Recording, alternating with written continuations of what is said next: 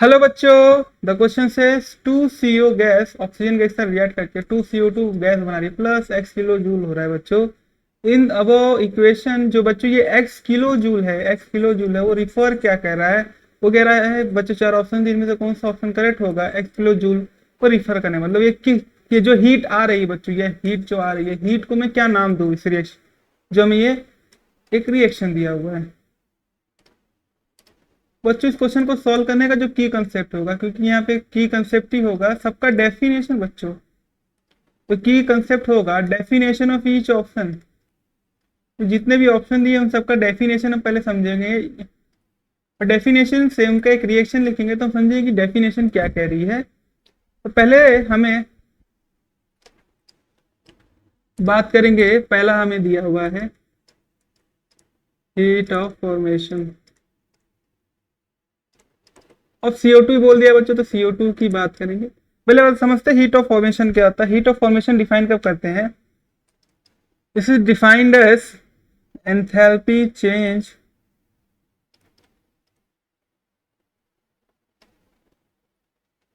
When 1 mole of a substance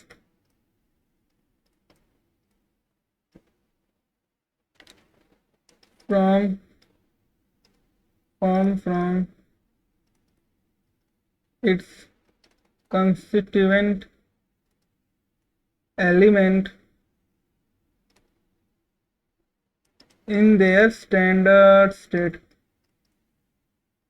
तो standard state element की तरह बच्चों जिसका फॉर्मेशन होता है, फॉर्मेशन रिएक्शन को ही हम उस रिएक्शन में जितनी भी एंथैल्पी चेंज होती है उस एंथैल्पी चेंज को ही बच्चों हम कहते हैं हीट ऑफ फॉर्मेशन। तो CO2 के प्रेजेंट, CO2 का है बच्चों, अगर फॉर्मेशन कराना है तो CO2 के रिएक्शन में बच्चों कार्बन और ऑक्सीजन प्रेजेंट होंगे। कार्बन का बच्चों जो स्टैंडर्ड स्टेट एलिमेंट होता है वो होता है C ग्रेफाइट और ऑक्सीजन का बच्चों लेना पड़ता है O2 गैस। तो बच्चों इस रिएक्शन में जो भी हीट इन्वॉल्व होगी इस हीट इन्वॉल्व को ही हम कहेंगे heat of reaction, sorry heat of formation. तो अगर बच्चों ये हीट ऑफ फॉर्मेशन से मैच कर रहा है जो हमें रिएक्शन अबो दी है बच्चों, ये मैच नहीं कर रहा तो हमारा करेक्ट आंसर बच्चों ये तो नहीं होगा। सेकंड बच्चों में क्या दिया हुआ, सेकंड बच्चों हमें दिया है heat of vaporisation. Heat of vaporisation क्या कहता है बच्चों, हीट ऑफ वेपराइजेशन ये कहता है enthalpy change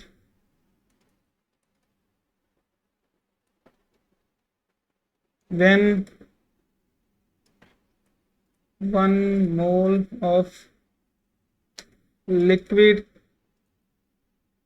1 mole of liquid changes to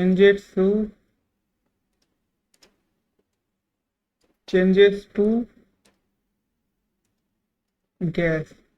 तो बच्चों जैसे H2O लिक्विड को बच्चों में H2O गैस में कन्वर्ट कर दूं तो इस केस में जो एंथैल्पी चेंज होगा उसे हम नाम दे देंगे heat of formation, heat of vaporisation.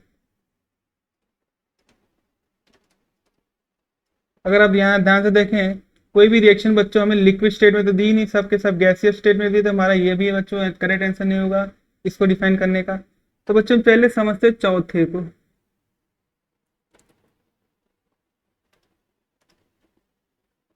ये बच्चों पहले तीसरा ये हमारा क्या है हीट ऑफ रिएक्शन। तो हीट ऑफ रिएक्शन बच्चों क्या आता है, जो हीट ऑफ रिएक्शन होता है बच्चों it is defined that heat exchange enthalpy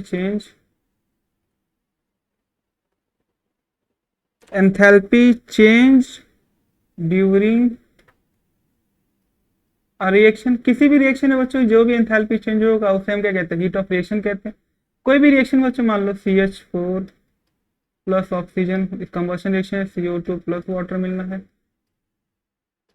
अगर आप ध्यान से देखें तो बच्चों भी एक तरह सा रिएक्शन ही दिया है, हमें रिएक्शन क्या है 2CO प्लस O2 हमें दे रहा है बच्चों twice CO2 plus x kilo joule.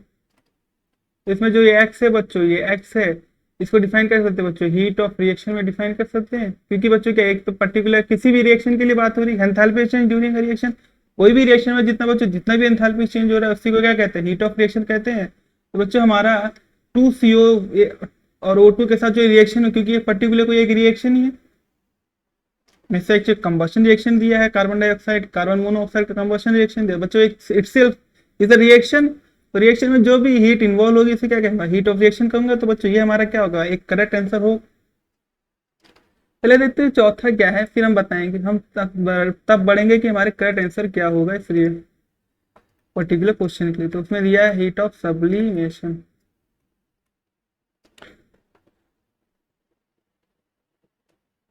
Heat of sublimation.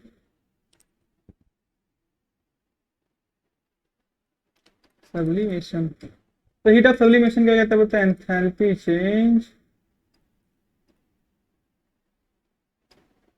when 1 mole of solid convert to gas। बच्चों H2 सॉलिड को मैं डायरेक्टली कन्वर्ट कर दूंगा H2 लिक्विड में, तो इसमें जो डेल्टा हीट रिलीज होगी या जो भी होगी बच्चों, हीट रिलीज ही होगी या हीट एब्जॉर्ब होगी। तो सिर्फ एब्जॉर्ब या हीट रिलीज को हम क्या कहेंगे बच्चों, heat of sublimation. Heat of sublimation. तो अगर आप ध्यान दें तो बच्चों ये भी एक सब्लिमेशन का तो रिएक्शन है ही नहीं, तो ये भी हमारा करेक्ट आंसर नहीं होगा, हमारा सही आंसर हो जाएगा option number 3rd। I hope you understood very well, thank you and best of luck.